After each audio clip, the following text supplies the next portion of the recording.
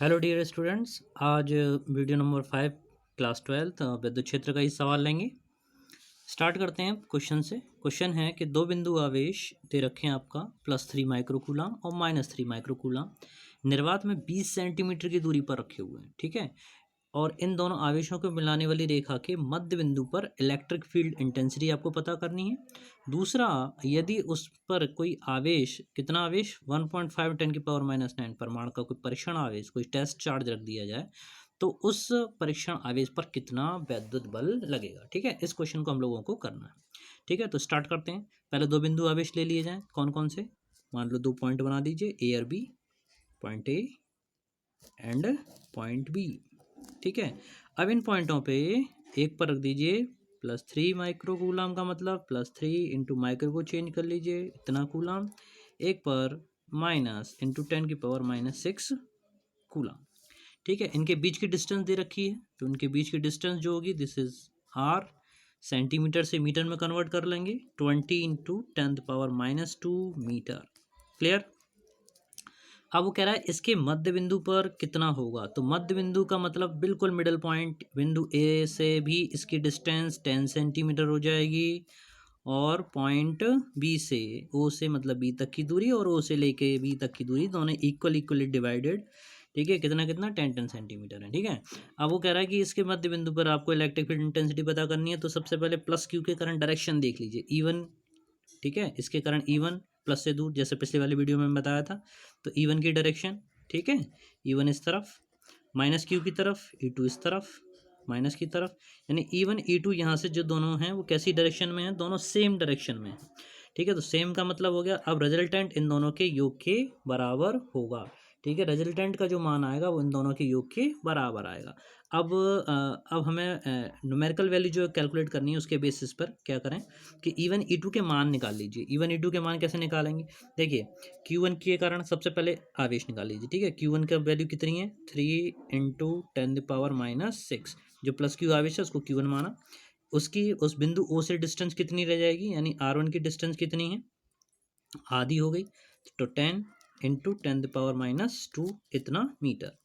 ठीक है, अब इसके कारण इंटेंसिटी की वैल्यू आप लोग कैलकुलेट कर लें कि E1 की वैल्यू कितनी होगी, 9 into 10⁹ Q upon R square, तो Q1 की जगह पर इंटू में 3 इंटू 10⁻⁻6 अपॉन आर स्क्वायर, इसका होल स्क्वायर करेंगे तो 10 का स्क्वायर कितना हो जाएगा, 100 इंटू 10⁻⁻2 का होल स्क्वायर कितना हो जाएगा, 10⁻⁻4। ठीक है, इसको आप कैलकुलेट कर लेंगे। आफ्टर द कैलकुलेशन ये जो वैल्यू मिलेगी आपको, इस वैल्यू का मान कितना आएगा, देख लीजिए, 9 3 ज़ा 27, 27 ये आया, इंटू 10 की पावर कैरी कर लूँ, 9 और -6 एक साथ लिख लीजिए, 9 और -6 ये आएगा, -4 ऊपर जाएगा तो प्लस का 4 हो जाएगा, और ये प्लस का 2 आएगा ऊपर जाकर माइनस का 2 हो जाएगा। ठीक है, तो आप देख लीजिए, माइनस माइनस के इकट्ठे कर दीजिए, 9 और 4 13, कितना होगा, 10⁻13 माइनस का 8। ठीक है, तो इसमें पावर कितनी आ जाएगी, इसकी पावर कितना आ जाएगा, ये आ गया 27 इंटू 10⁻3 और 2 5। ठीक है, 5 8 13 होता है, तो ये प्लस का अब 5 इसका बच जाएगा, तो इतनी इसकी वैद्युत क्षेत्र की तीव्रता आ गई एक के कारण। ठीक है, इतना न्यूटन पर कूलम। दिशा किस तरफ है, इससे इधर लिख देंगे, ए से, डायरेक्शन किस तरफ है, ए से ओ की ओर, ए से ओ की ओर। ठीक है, इसी तरह से अब बात करते हैं किसके कारण, E2 के, यानी माइनस जो चार्ज रखा हुआ है, तो माइनस चार्ज के कारण भी ठीक वैल्यू इतनी ही आएगी, कितनी, 27 इंटू 10⁵ न्यूटन पर कूलम। ठीक है, लेकिन डायरेक्शन क्या लिखेंगे, उसकी डायरेक्शन होगी किससे, ओ से बी की ओर, ओ से बी की ओर। ठीक है, ओ से बी की ओर। ठीक, अब ये दोनों डायरेक्शन कैसी हैं, सेम है। देखिए, मैंने E2 का मान इसके सेम क्यों लिया है, क्योंकि आवेश में क्या है, सिर्फ वो -3 हो जाएगा। ठीक है, माइनस का हम लगाएंगे नहीं, क्योंकि वेक्टर क्वांटिटी, तो उनके जोड़ने के रूल सदिश नियम के अनुसार चलेंगे, यानी वेक्टर रूल्स के अनुसार चलेगा।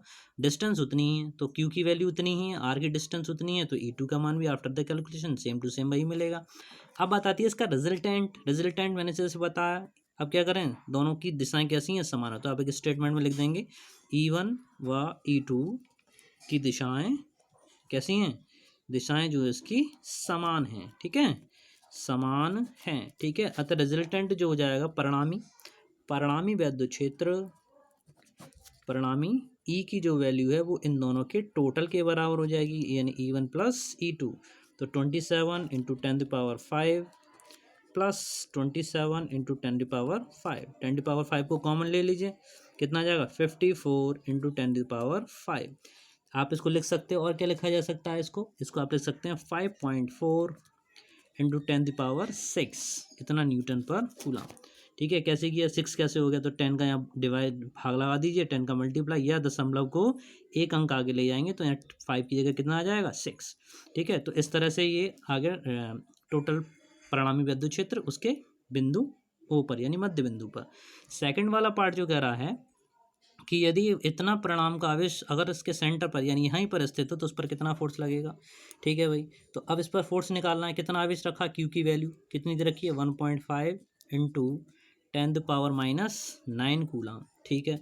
इलेक्ट्रिक फील्ड अभी जो कैलकुलेट किया, ठीक है, ई की वैल्यू कितनी रखी जाएगी, ई का मान इतना हो गया 5.4, कितना बल लगेगा, simple formula F equals to q into e, q into e में क्यू की वैल्यू प्लेस कर दीजिए 1.5 10⁻⁹ इंटू ई का मान जो परिणामी विद्युत क्षेत्र वो रखा जाएगा 5 इंटू 4 10⁻⁶, इतना न्यूटन पर कूलम।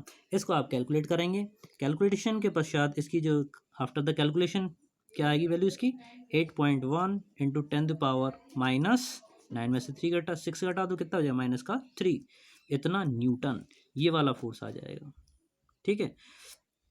और इसकी डायरेक्शन और ऊपर वाले की डायरेक्शन, इसके परिणामी विद्युत क्षेत्र किस दिशा में होगा, इसकी दिशा किस तरफ होगी, इसकी दिशा होगी ओ से बी की ओर, ओ से बी की ओर, ठीक है। परिणामी विद्युत क्षेत्र की दिशा ये हो गई, इतना बल इसके ऊपर लगेगा, ठीक है डियर स्टूडेंट, क्लियर करो बेटा।